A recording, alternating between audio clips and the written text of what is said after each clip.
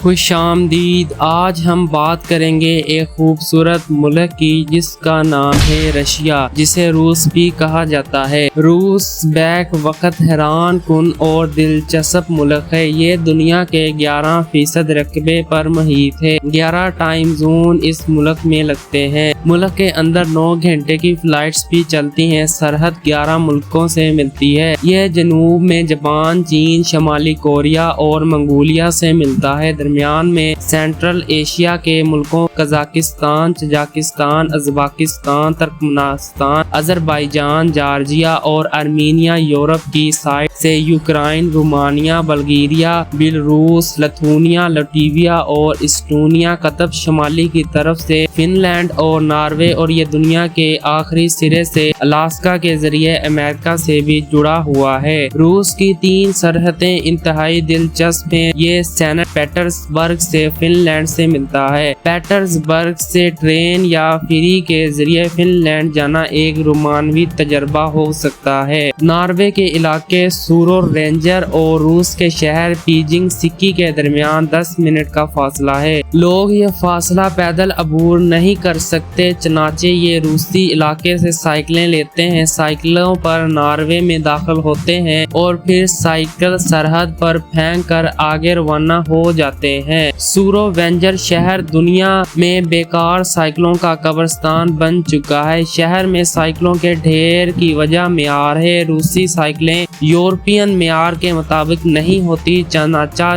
European authority روسی سائیکلیں آگے لے جانے کی اجازت نہیں دیتی، لہٰذا یہ انہیں سرحد پر پھینک دیتے ہیں۔ امریکی ریاست الاسکا اور روس کے درمیان بھی پانی کا چھوٹا سا چینل ہے۔ چینل کی دونوں سائڈ سے کشتیاں بھی چلتی ہیں اور چھوٹے جہاز بھی۔ یہ 20 منٹ کا فاصلہ ہے، لیکن دونوں کے درمیان 24 گھنٹے کا فرق ہے۔ آپ جو ہی روس سے امریکہ میں داخل ہوتے ہیں، آپ 24 گھنٹے آگے چلے جاتے ہیں۔ دنیا میں جنگلات کا سب سے بڑا ذخیرہ بھی روس میں ہے۔ دنیا کے 25% درخت، دنیا کا 34% میٹھا پانی بھی روس میں ہے۔ جھیل بیکال دنیا میں میٹھے پانی کا سب سے بڑا ذخیرہ ہے۔ دنیا کا سب سے بڑا دریا والگا بھی روس میں بہتا ہے۔ دنیا کے سب سے زیادہ دریا بھی روس میں ہے۔ اس ملک میں 36 دریا بہتے ہیں۔ دنیا کا سرد ترین مقام اومیاکان بھی روس میں ہے۔ اومیاکان کا درجہ حرارت -55 ڈگری سینٹی گریڈ تک گر جاتا ہے۔ 1983 میں اس کا درجہ حرارت -89.2 ڈگری سینٹی گریڈ ریکارڈ کیا گیا تھا۔ دوسرا سرد ترین مقام ویروخویاسنک بھی روس میں ہے۔ ویروخویاسنک کا درجہ حرارت -45 ڈگری تک گر جاتا ہے، لیکن اس کے باوجود دونوں ٹاؤنز میں زندگی چلتی رہتی ہے۔ ان دیہات تک صرف سردیوں میں پہنچا جا سکتا ہے، کیونکہ سردیوں میں دریا جم جاتے ہیں اور ان جمے ہوئے دریاؤں پر ٹرک، بسیں اور گاڑیاں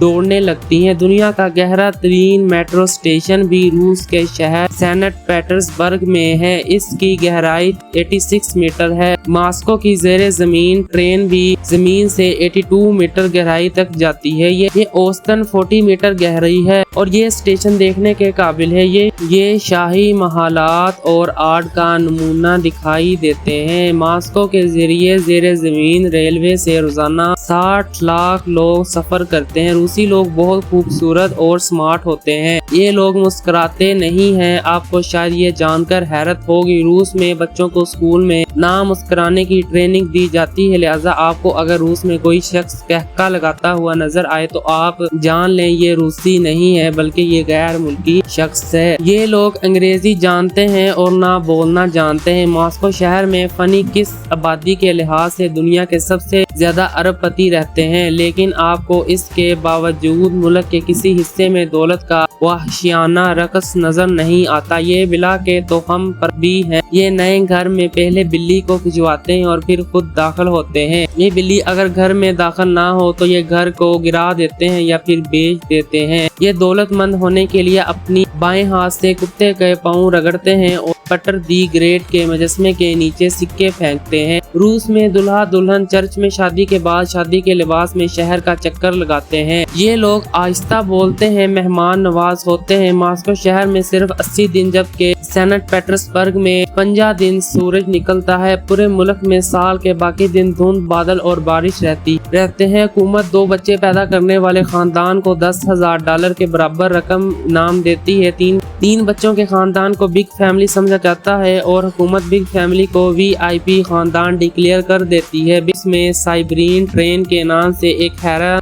ट्रेन भी चलती है। ये दुनिया का सबसे लंबा तरीन रेलवे सफर है। ये ट्रेन 8 टाइम जोन को क्रॉस करती है और 87 शहरों और वालगा दरिया में 16 दरियाओं के ऊपर से गुजरती है। ये भी एक हैरान कुन सफर है। आप ट्रेन में बैठकर साइबेरिया के बर्फस्तानों से गुजरते हैं और फितरत को अपनी खुली आंखों से देखते हैं। रूस में सुर्ख रंग खूबसूरती की इलामत है। ये लोग जिस चीज से मोहब्बत करते हैं ये लोग इस चीज को सुर्ख रंग कर देते हैं। रेड स्क्वायर को खूबसूरती की वजह से रेड स्क्वायर कहा जाता है, ताहम ये भी दुरुस्त स्क्वायर की ज्यादा इमारतें सुर्ख हैं। लेनिन का मकबरा भी रेड स्क्वायर में है। लेनिन का इंतकाल 21 जनवरी 1924 को हुआ था। हुकूमत ने इंतकाल के बाद इसकी लाश हनूत करके शीशे के ताबूत में रख दी। रोजाना सैकड़ों लोग आते हैं और कतार में लगकर बाबाए इनकलाब की जियारत करते हैं।